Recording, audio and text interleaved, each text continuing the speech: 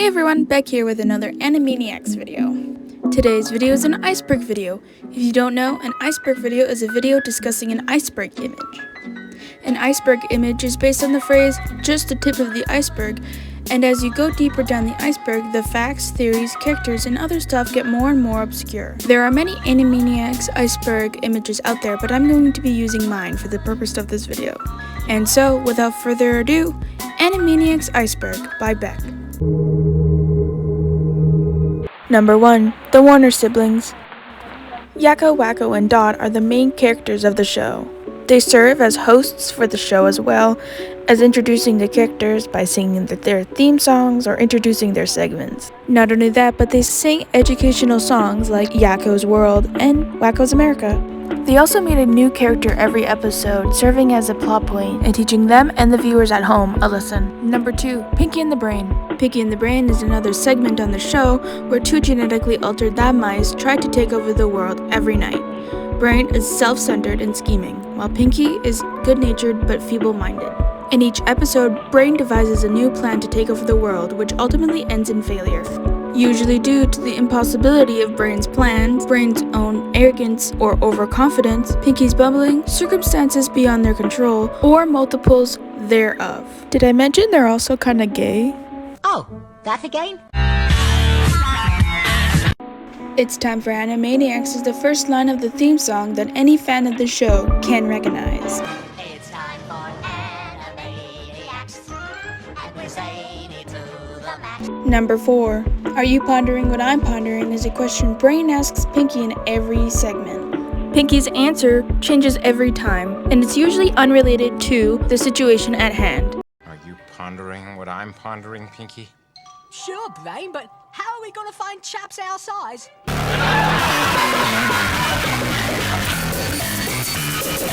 Number 5. Yakko's World. Yakko's World is a song from episode 2, and probably the most famous of their songs. In the song, Yakko names all, well, most, of the nations of the world. A clip of the song has been viewed more than 11 million times on YouTube.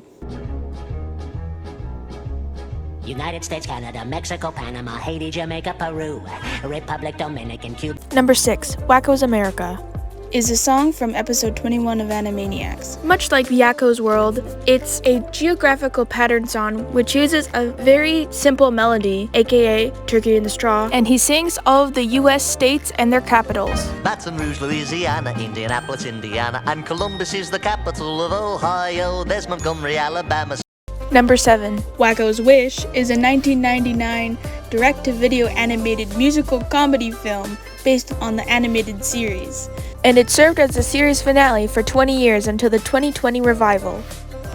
Number 8. Skippy and Slappy Squirrel. Skippy and Slappy are two cartoon squirrels adding to the long list of characters to the series.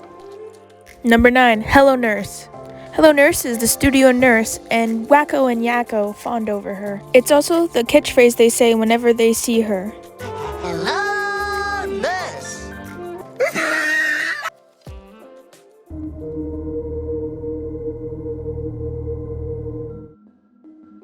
Now, for Tier 2 of the Animaniacs Iceberg, we will get into some topics just below service level knowledge. These are still widespread topics in the Animaniacs community, but they find themselves more recognizable to an outsider. Our first thing on the iceberg is bi Yakko, non-binary Wakko, and trans Dot. Throughout the Animaniacs comics and both TV series, Yakko is seen kissing both genders willingly throughout the show. In the reboot episode Who Donut, Yakko is seen on a date with a male bat. However, we also know he throws himself at any woman who walks by. For non-binary Wakko, there is a popular strip from the comics where the Warners are asked for their genders, and upon Wakko's turn, he goes other. One of each gender. Male. Female. Other. Although this may be seen as a one-off joke, it plays a popular role as a headcanon in Animaniacs fanfic, art, etc. For Dot, people see her as trans due to her compulsive desire to announce her name whenever things like "We're the Warner Bros" is mentioned. Next up is Pinky, Elmyra, and the Brain, a show that debuted in 1998 starring Animaniacs' own Pinky and the Brain, who this would be their second spin-off, and Elmyra from Tiny Toons for some reason. This was done as a way to add another character to Pinky and the Brain's dynamic despite the crew thought it flawed. The executives, however, wanted something more. It's obvious the writers tried their best and the animation remained solid. However, most fans like to ignore the existence and it has officially been removed from canon. Whenever you bring up Animaniacs to an unknowing friend, they may recognize it from this clip. I found prints! No, fingerprints. I don't think so. This is a very widespread clip, remembered by those who only watched the show as kids, parents who watched the show with their children, and hardcore fans alike. Have you ever wanted to start a cult about a weird dog-rabbit thing in his boat while he takes a bubble bath?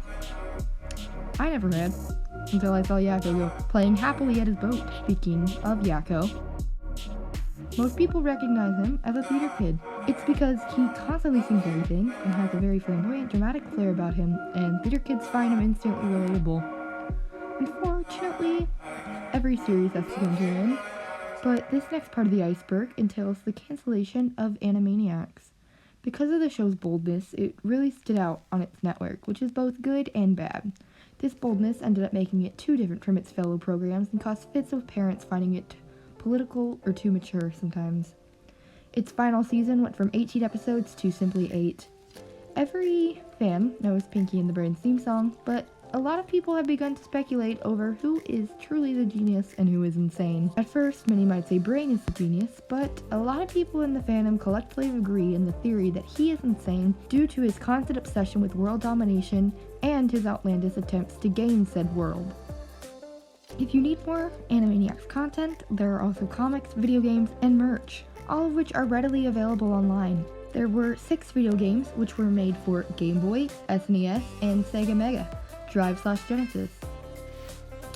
By the way, when the writers found out about the executives wanting another character to Pinky and the Brain, the writers tried their best to explain that wouldn't work in the episode Larry.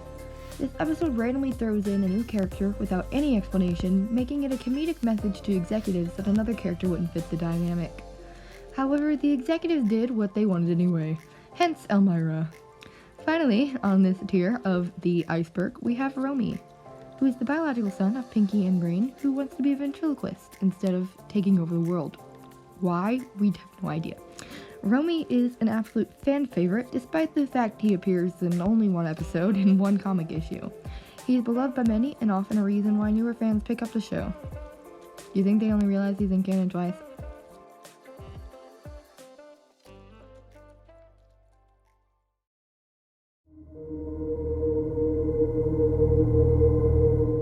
Number 1 is the Brain's voice origins, and I'll let Maurice LaMarche explain it.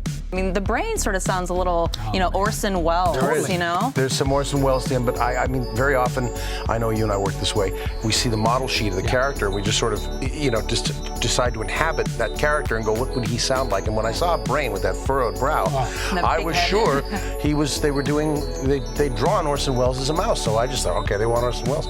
Turns out that wasn't who they had in mind at all. He was based on a writer named Tom Minton who worked at Warner Brothers Animation. Alright, so Angel Dust / Yakko Dust is basically just a meme some people have created because Yakko and Angel Dust sound similar in their voices, but that's about it. That's the only comparison that you can ethically make about them, because Yakko is a 14-year-old child and Angel Dust is a middle-aged, prostitute, drug-addicted demon from hell? Like, I shouldn't have to say what's wrong with that, right? Right? Right? What the hell is even that? Number 3, Masochist Pinky. What's a masochist? Well, it's a person who finds joy out of being hurt or humiliation, usually in a sexual manner. For the context of Pinky, he seems to like it when he gets bops on the head from Brain and actively seeks out times when he gets hurt and seems happy whenever it happens.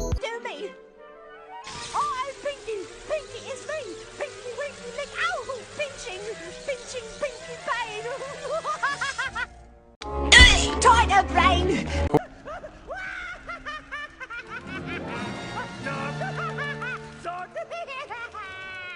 You know, you're not supposed to laugh.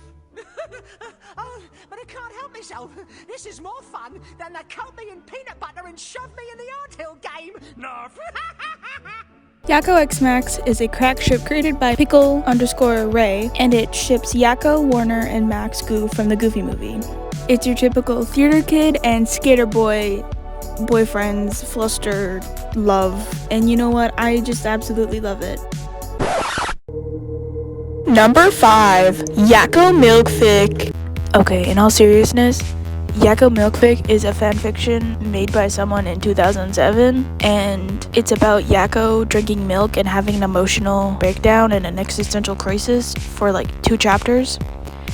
And it's become pretty much of a meme. But yeah, that's about it. The fanfiction is called Big Brother's Responsibility, and it's on fanfiction.net. Here's a totally real and not satire recreation of the fanfiction.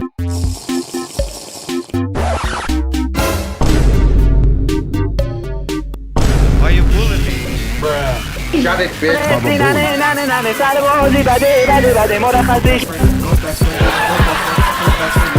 Moving on from that, number 6, Dark Pinky. Dark Pinky is a sick and twisted version of Pinky from an alternate universe from the first issue of the comics. He has complete control over Earth and is pretty evil. So you can imagine he became a Tumblr sexy man, even making it on the Sexypedia. Ooh, you get it, I guess. Number 7, Legfic. Someone in 2012 decided to make an entire fanfiction about this one-off line that Pinky makes in an episode. Well, I think so, Brain, but it's a miracle that this one grew back. So the fanfiction basically just goes into detail as to how Pinky lost his leg. So the basic plot synopsis is Pinky has to go into a can, like a metal can, and put in a sausage and then get out before it's sealed again by like the factory. And in the fic, he gets caught, his leg gets completely cut off from the can, and I guess that's the fic. It's really gruesome, and like why would you write that? Number 8, Wakko's voice origins. I'll let just Harnell explain this one. But then she said, why don't you do like the Beatles? And I said, which one? And she goes, well, don't they all sound the same? I go, no, that's like saying everybody from London sounds the same. It's, So I showed her the differences between the Beatles, and what we sort of did is we ended up with like John, and John's voice to me was always sort of sharp and through his nose kind of thing. And then we just raised it up and made it small, and that became Wakko. So that was that, So it's because I saw the picture, I'm like, well, he's a little dude, so he's got to be like a smaller voice. So there you go.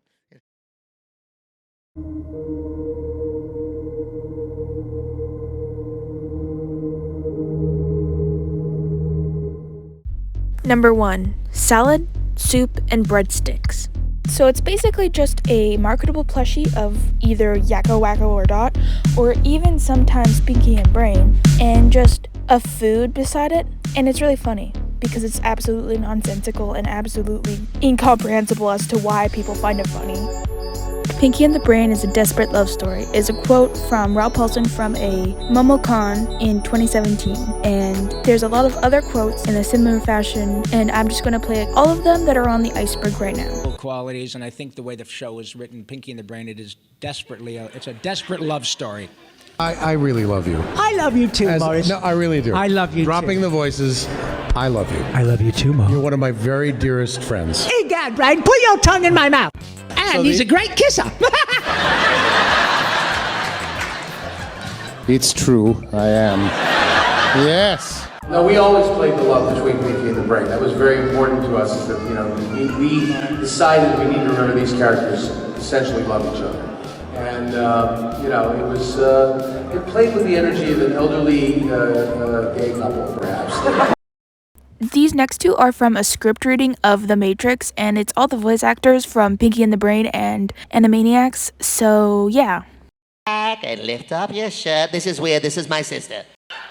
Come on, come. This is very sexual, guys. I know, Come on. That's right. Bark like a dog and call me daddy. Number 8, Sakko and Wakky. So before the show was made, they came up with the designs of the Warners, but originally there were 4 of them: Yakko, Sakko, Wakky, and Dot. Sakko and Wakky were eventually fused together to create our lovable Wakko Warner. Number 9. The Water Tower Yakko Balloon. To announce the premiere of Animaniacs in 1993, it was decided to place an inflated balloon replica of Yakko Warner on top of the water tower at the Warner Brothers studio lot in Burbank. This seemed like a great idea at the time, but no one told Bob, who ran the studio at the time. Bob pulled up in his car that day and saw the balloon creature sitting on top of the tower. He thought his studio was under attack by some sort of mutant Mickey Mouse. So that's it for this video. I hope you all enjoyed it. It took like a month to edit, but that's also because I'm just a huge procrastinator and it's a very tedious video to edit. But I hope you guys enjoyed it. I'll catch you in the next one. EGAD, Brain, put your tongue in my mouth.